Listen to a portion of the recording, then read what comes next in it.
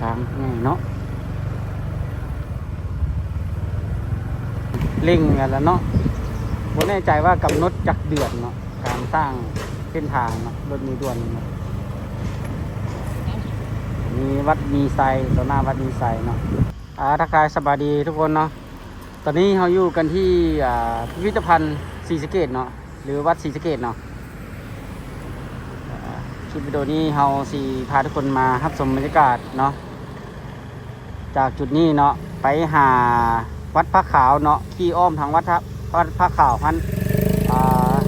มาเส้นเจ้าฟ้างุ่มเนาะถนนเจ้าฟ้างุ่มขี่ลงไปเนาะขี่ลงไปภาคแคมป์ของอะไรเนาะแล้วก็ไปหาถนนขุนบุรมเนาะคลิปวิดีโอนี้เราจะพาทุกคนมารับชมบรรยากาศจากเส้นนี้ไปเนาะเดี๋ยวติดตามชมกันเลยเนาะทุกคนตอนนี้นี่ทางหน้าเขาก็มีการโปรแปลงเส้นทางเนาะเพื่อขยายเส้นทางเนาะมีการโปรแปลงอยู่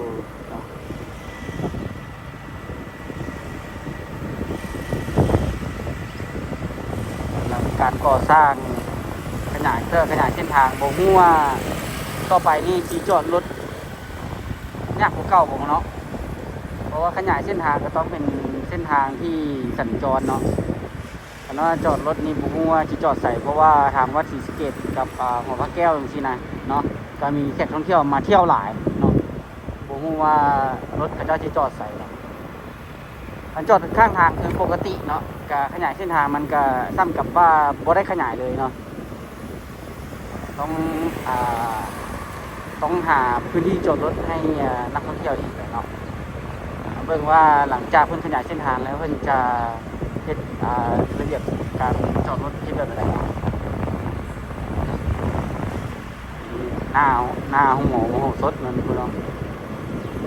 หน้าหมอโมโหสดอันนี้บรรยากาศวันเสาร์นั้นวันบรรยากาศวันอาทิตย์เนาะส่วนห้างห้านบ่กันเจ้าก็ปิดหลายเนาะจะพาทุกคนมาหาชมบรรยากาศกันว่าปัจจุบันนี้เป็นยังไงแล้วขี่รถพาชมบรรยากาศกันไปช่วงเช้านี้อากาศดีอากาศเย็นสบายเนาะทุกคนเนาะก็คิดว่าสิบ่แดดหลายได้มื้อนี้นะมาต้นสวยแล้วแดดแห้งๆเนาะร้อนเลยได้บ้านเคียววัดทุกคนหอหลักเมืองครับ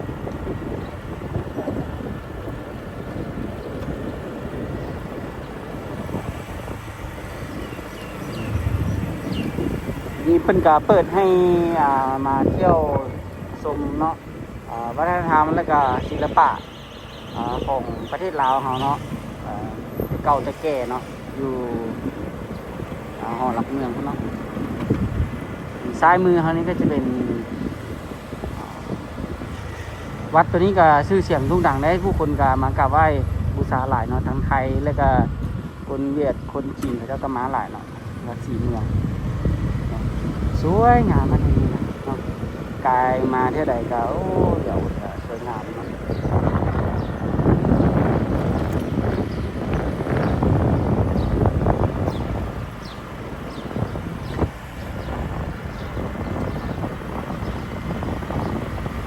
ค่อยที่รับชมบรรยากาศกันไปนะทุกคน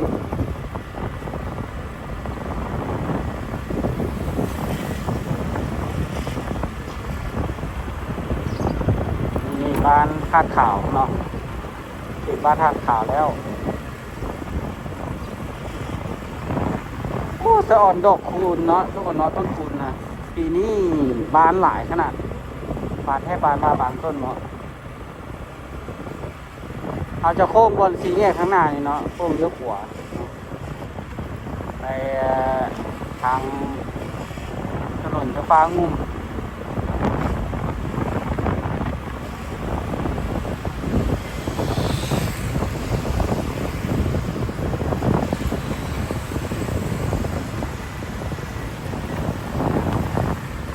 วันที่เกิดรถกระหลายด้วยเนาะ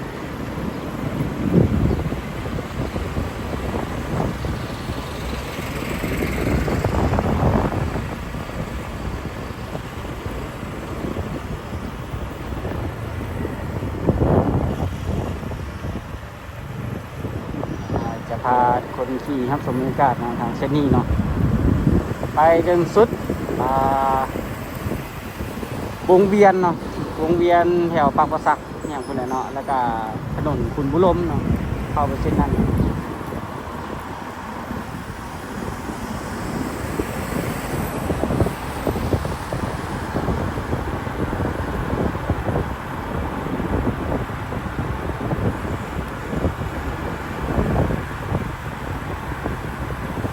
บรรยากาศช่วงบ่ายทุกคนตอนนี้กำลังแดดร้อนเลยนะพาทุกคนขี่รถรับชมบรรยากาศกันเนาะจากแดดส่วนสาธารณะส่วนมันใหญ่เนาะ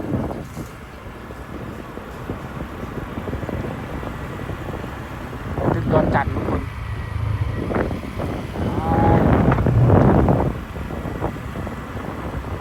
เส้นนี้นี่ห้างน้อยนะทุกคนเนาะก่อนที่จะฮอด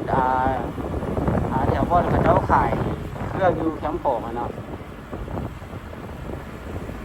ร้านอาหารที่นี่ก็น้อยมีอยู่เนาะแต่ว่าบ่หลายเนาะแขกส่วนหลายก็บ่ได้ย่างฮอดเทิงนี่แหละส่วนหลายเขาลิ้นจะอยู่แคมป์โป่ง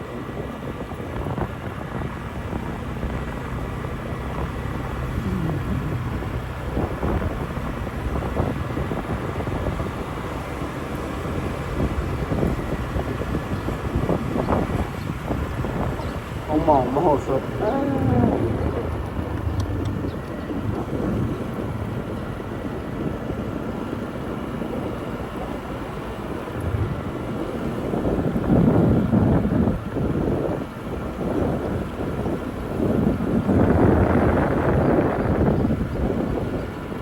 วยงามเนาะเบิ่งต้นบิ๊กซ้ายมือนี่ก็งามเนาะต้นใหญ่เลยเนาะหลายปีเติมเนาะฮอดร้อยปีนี่ก็จะฮอดเลยนะทุกคนเนาะต้นใหญ่กว่านี้กายมาเท่าใดนี่ก็ได้กินต้นบิ๊กนี่โอ้ขักเนาะต้นบิ๊กหอมเตะดังปานยะม่อง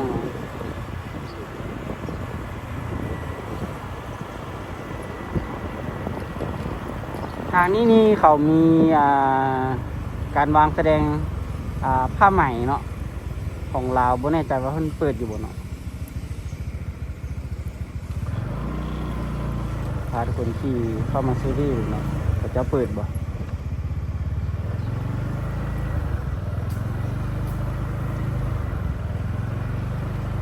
สร้างง่ายเนาะโอ้เขาจะบ่ได้เปิดตินี่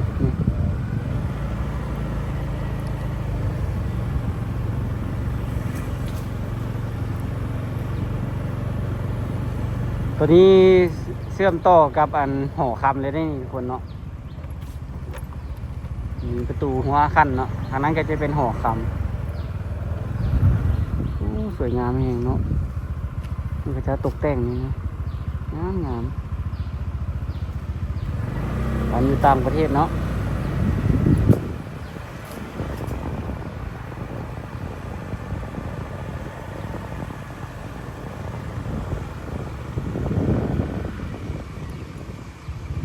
ตำหนักข้างไหม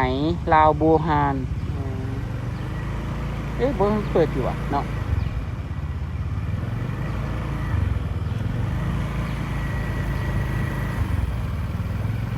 น่าจะเปิดเลยแหละเนาะ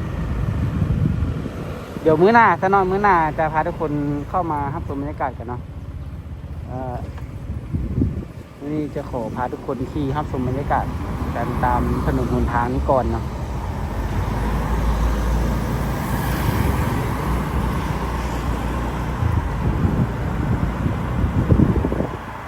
ที่เขาเข้าไปนั่นจะเป็น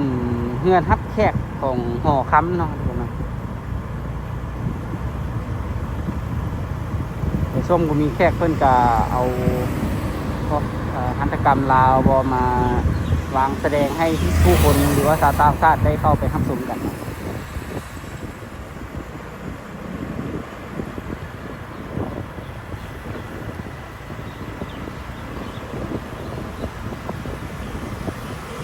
เส้นนี้ขี่มาเท่าไหร่สะอ่อนทุกคนต้นไม้ใหญ่นะเนาะ คักสะออนหลายตะกี้นี่คือที่หลายกว่านี้เนาะอาคารสร้างใหม่นะเมื่อใจว่าไม่อย่างไรร้านสร้างโฮเทลเนี่ยใกล้จะแล้วแล้วรถขนเครื่องเนาะเปลี่ยนขึ้น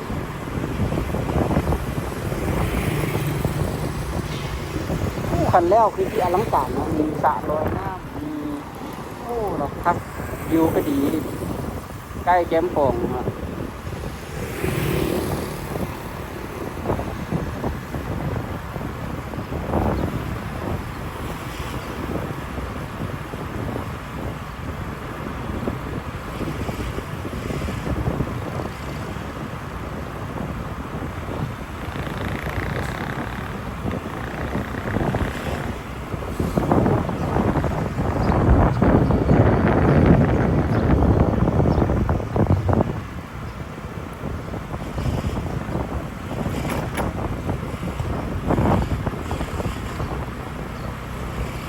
อยู่ภาคแก้มป่องนี่ข้าเจ้าคือกลางเต้นไหวแค่นั้นทุกคน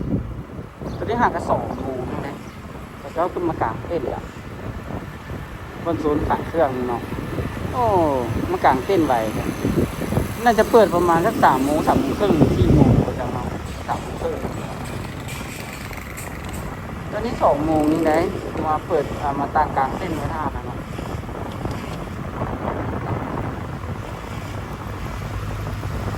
แดดร้อน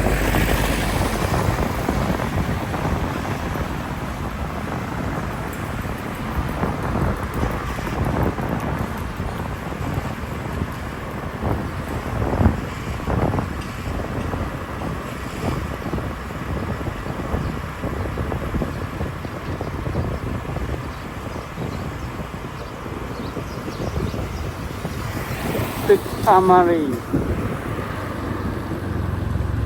ตึกนี่ก็งามแหงเนาะน่าจะมีอยู่2 บ่อนนะทุกคนเนาะอยู่เวียงจันทน์บ่อนหนึ่งแล้วก็อยู่วังเวียงอีกบ่อนหนึ่งเนาะตึกอามารีตาเห็นอันนี้เป็นถนนคุณบุรมเนาะทุกคนเนาะหลังอันนี้จะเป็นหอพักเรียกครับ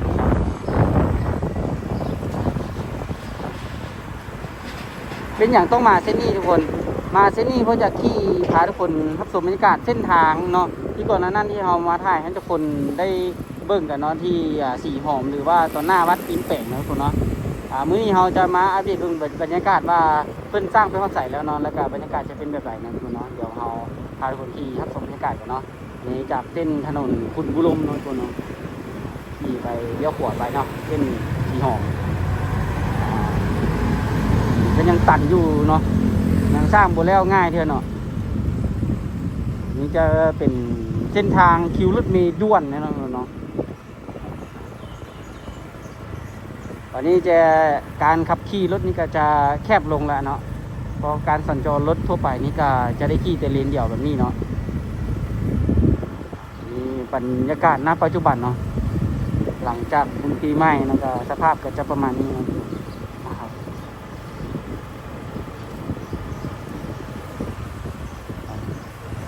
ทางเส้นสีหอมนี่ก็ยังบ่ทันแล้วแต่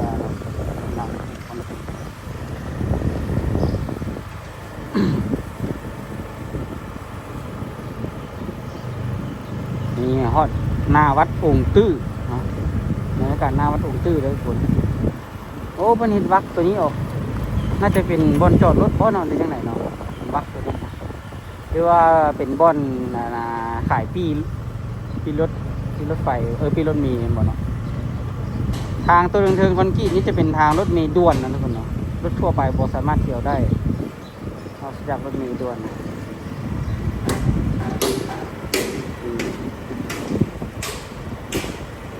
โอ้นี่ก็เริ่มเร่งกันแล้วเนาะบ่แน่ใจว่ากำหนดจักเดือนเนาะการสร้างเส้นทางเนาะรถเมล์ด่วนเนาะมีวัดมีไซต่อหน้าวัดมีไซเนาะ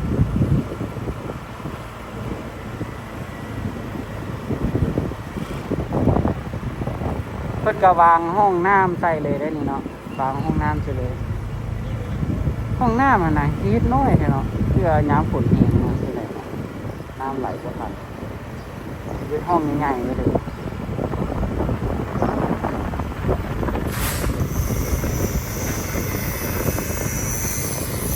โอ้เพิ่นก็จกมาไกลเติบเลยเนาะแต่น้อยห้างๆอย่างนี้นี่ก็น่าจะบ่มีรถจอดขวางหลายละเพราะว่ามันจะเป็นเส้นทางรถมีด่วนรถบ่แน่ใจว่าเขาเจ้าสิให้จอดเขาเนาะแบบนั้นเนาะฮอดบ่นี่หน้าของกูเลยเนาะ